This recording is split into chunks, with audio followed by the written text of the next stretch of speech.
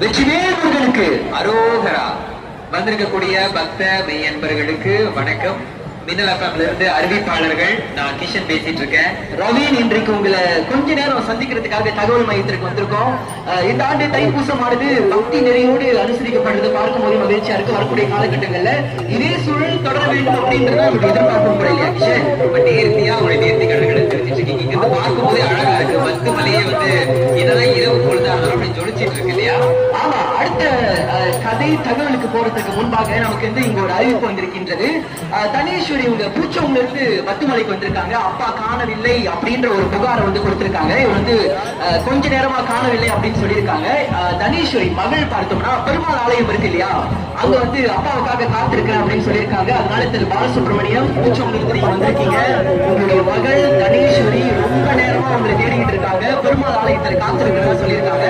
அங்க திரு பாலசுப்ரமணியம் எங்கே இருந்தாலும் உடனடியாக பெருமாள் ஆலயத்துக்கு போங்க. உங்க மகள் அவங்க இருக்காங்க.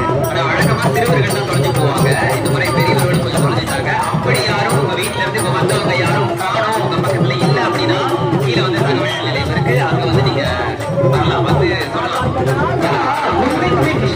சிறுவர்களை காட்டிலும் அதிகமா காணப்போம் இல்லையா? ஆமா.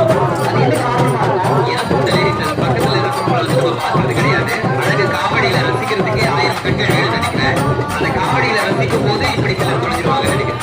நமக்கு வந்து ஒளிபரப்பு சில அழைப்புகள் எல்லாம் வரும்போது நேர்கள் என்ன சொல்றாங்க, இந்த மாதிரி தான் நம்ம வந்து குடும்பத்தோட பத்துமலை விருது திருத்தலங்களுக்கு வரோம். திடீர்னு அங்க வந்து வண்ண காவடிகள், நம்மளுக்கு பிடிச்சமான காவடிகள், இந்த பாடலாம் பார்க்கும்போது நம்மளையும் மறந்து அந்த காவடியோட போறோமா அப்படின்னா நம்ம பக்கத்துல யார் இருக்காங்க அப்படின்றதே பார்க்கலாம். அதனால காணாமல் போகும் சம்பவங்கள் அதிகமா இருக்கு பெரும்பாலும்.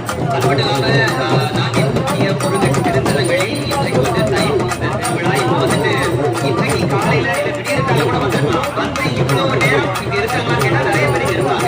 எங்களுக்கு அப்படிலாம் பிரச்சனையே இல்லைங்க, பரவாயில்ல, நாங்க அழகு முருகனை எவ்வளவு நேரம் வேணாலும் உட்காந்து ரசிக்க தயாரா இருக்கும் அப்படின்னு சொல்லி நிறைய பேர் இங்க இருக்கீங்க. அங்க பாதுகாப்பான ஒரு பயணமா உங்களுக்கு இருக்கட்டும், திரும்பி போகும். கண்டிப்பாக பத்துமலை முருகன் அப்படின்னு சொல்லும் போது மலேசியா மட்டுமல்ல, உலகம் முழுக்க பத்துமலை முருகன் அவ்வளோ பிரபலம். குறிப்பா இந்த ஆண்டு தைப்பூசத்திற்கு பார்த்தோம்னா உலகம் முழுக்க இருக்கக்கூடிய ஊடகங்கள் நம்முடைய பத்துமலை முருகன் ரொம்ப அழகா சித்தரித்து காணொலி